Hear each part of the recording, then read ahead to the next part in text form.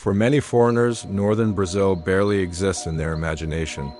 And strangely, even many Brazilians from other regions know very little about it. They joke that Acre has dinosaurs, that the Amazon is empty jungle, that people there live isolated from the rest of the country. But northern Brazil is not empty. It is one of the most culturally distinct and geographically extreme parts of South America. A region where rivers behave like highways, where cities can become inaccessible for months, and where nature is not background scenery. It controls daily life itself. Northern Brazil is enormous, larger than many countries combined. Most of it sits inside the Amazon basin, the largest rainforest on Earth, and this changes everything. Distances feel different, roads disappear, humidity dominates daily life. The forest shapes transportation, architecture, food, sleep, economy, and behavior. In many places, rivers matter more than streets. Boats replace buses, travel can take days, and isolation becomes normal. To many Brazilians from the southeast, the north can feel almost unreal in scale. In northern Brazil, climate is not something you occasionally notice, it organizes life. Heavy rain, extreme humidity, dense heat, long wet seasons.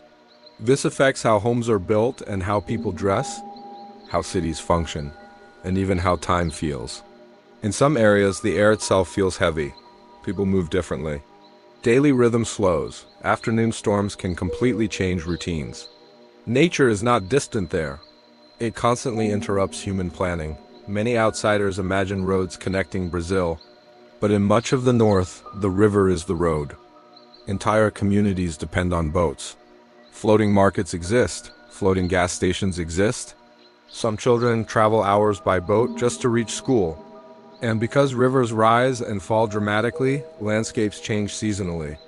This creates a very different relationship with geography. People learn to navigate movement, distance, and time through water, not asphalt. Food in northern Brazil surprises even Brazilians. It barely resembles the standard food foreigners imagine. Cassava dominates many meals. Fish varieties unknown elsewhere. Acai consumed salty instead of sweet. Exotic fruits everywhere. Nyambu, a plant that literally numbs the mouth. Piroku, kapuak, tucupi. For many Brazilians, northern cuisine feels like another country. Locals joke the rest of Brazil has no idea how rich it is. Then there's Acre, perhaps the most joked about state in Brazil. For years, people claimed it doesn't exist. The state is disconnected from reality to many. Most of this started because Acre feels distant from the economic center. But underneath the joke, there's something revealing. Many Brazilians know surprisingly little about their own northern region.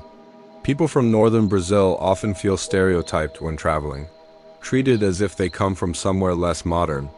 This creates a strange contradiction. The north contains enormous ecological importance and vast cultural richness.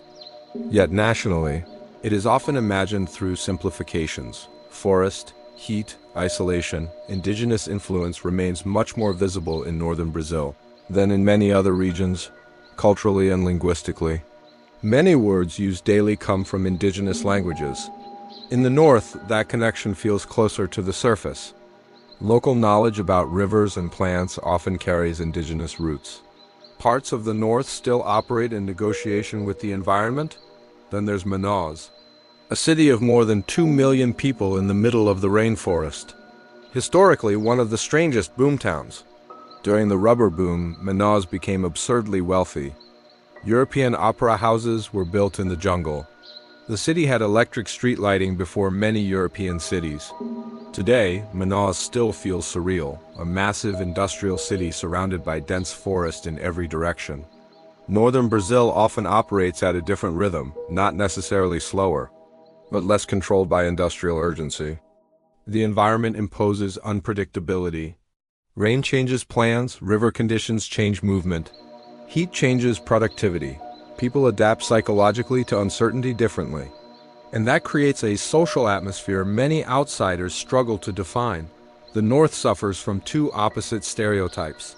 To foreigners, it becomes only the Amazon. To many Brazilians, it becomes distant and abstract. Both views erase complexity. Because northern Brazil is not merely forest, it is urban and rural, modern and ancestral. Connected and isolated, northern Brazil forces people to rethink what Brazil actually is. Not just beaches, not just megacities, but a country large enough to contain worlds that barely resemble one another. Maybe that's why the North feels so fascinating. It is not just another region. It is Brazil's most different reality. Thanks for watching.